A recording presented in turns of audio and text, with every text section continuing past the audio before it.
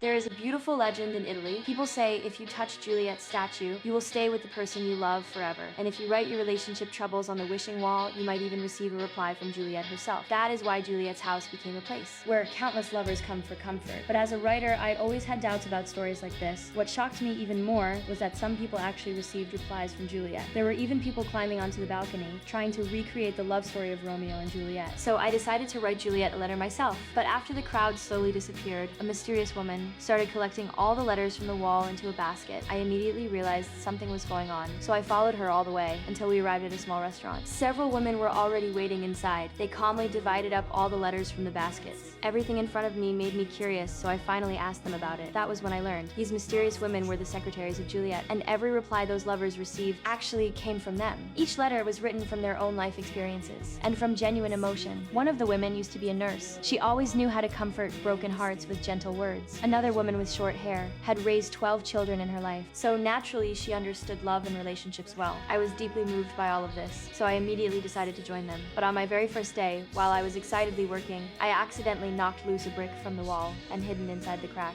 was a letter forgotten by time. I carefully pulled it out, and after reading it closely, I realized the letter was written 50 years ago. A girl named Claire wrote about her love for an Italian boy named Lorenzo, but her parents strongly opposed their relationship. The two of them once planned to run away together, but Claire gave up before it happened. She did not know if she made the right decision, and just like that, a love story buried by time resurfaced again. But the girl who wrote that letter was already an old woman now, so everyone believed. There was no point replying anymore, but I still believed.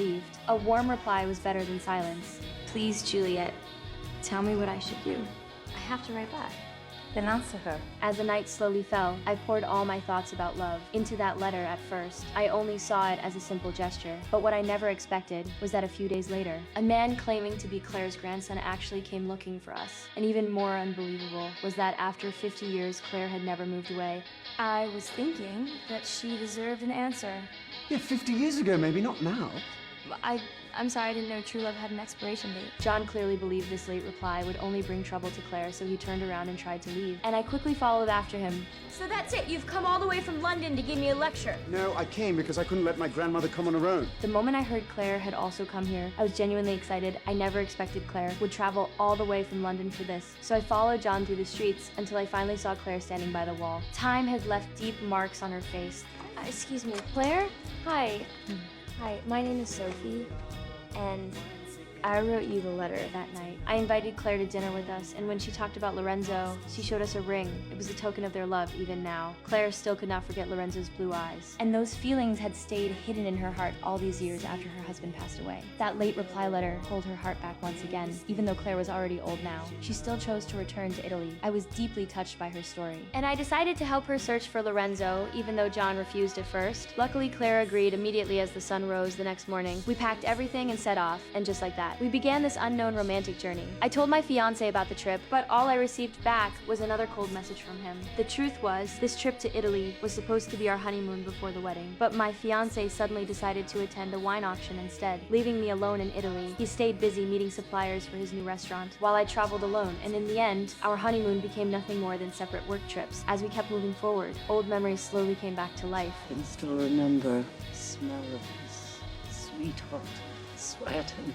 Okay, Gran, we get the picture. We talked endlessly about the past, but the closer we got to Lorenzo's home, the heavier Claire's heart became. That excitement of seeing him again was slowly swallowed by fear. She finally gathered the courage and softly knocked on the door. Then, as the door slowly opened, a man stepped outside, but the moment their eyes met, Claire's expression fell apart. She immediately knew he was not the Lorenzo she was searching for. They only happened to share the same name, so we quietly left again later during our search. We discovered there were 74 men in this town named Lorenzo, which made everything even harder, but Claire remained certain. The Lorenzo she loved all those years ago had never left this town because she understood how deeply he loved this land. So I quickly narrowed down the search. Meanwhile, my fiancé was completely focused on local food and wine. When he heard I would be gone for a few more days, he actually sounded happy about it that night. The three of us sat together for dinner, but I still could not understand why John always acted so cold toward me. Then after dinner, as we said goodnight to each other, John finally apologized to me and admitted he was only worried this trip would disrupt his grandmother's peaceful life.